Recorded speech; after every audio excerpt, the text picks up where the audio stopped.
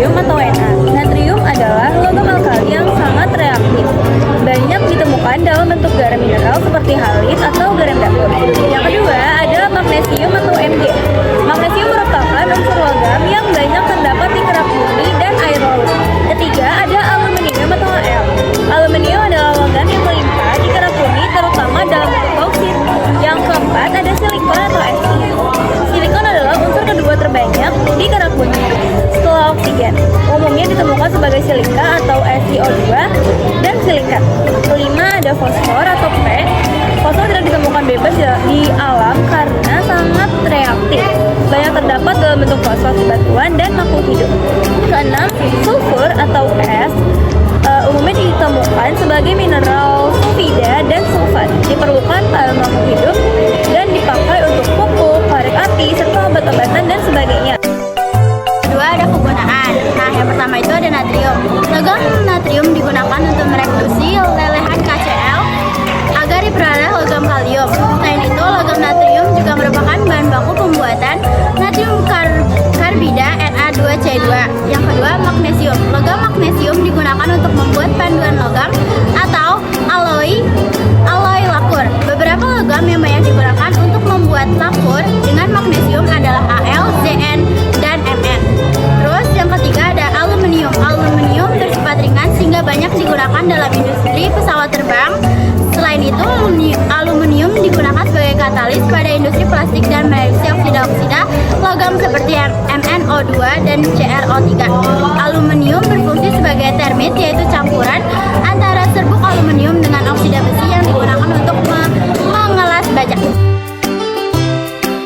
Sifat-sifat unsur-unsur periode ketiga terdiri dari 8 unsur, yaitu natrium, magnesium, aluminium, silikon, fosfor, sulfur, klor, dan argon.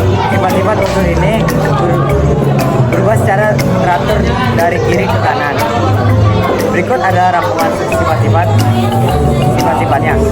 Sifat logam dan non-logam.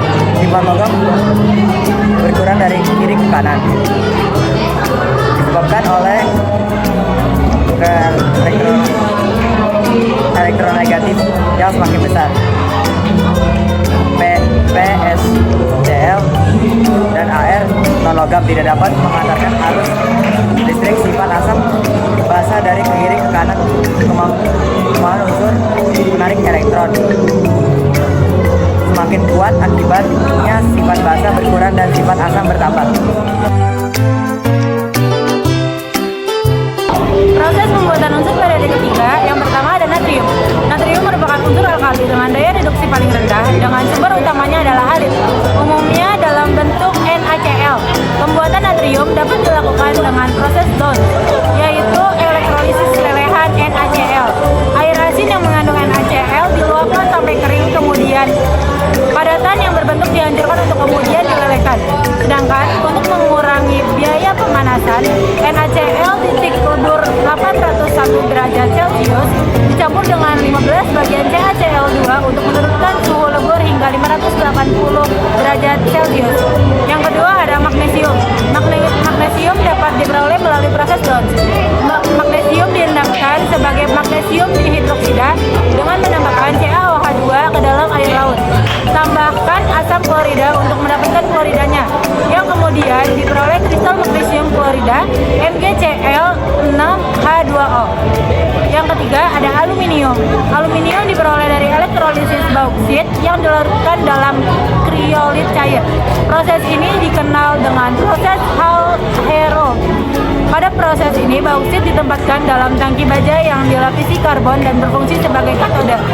Adapun anoda berupa batang-batang karbon yang dicelupkan dalam campuran. Sekian video presentasi dari kelompok kami. Kurang lebihnya mohon maaf. Wassalamualaikum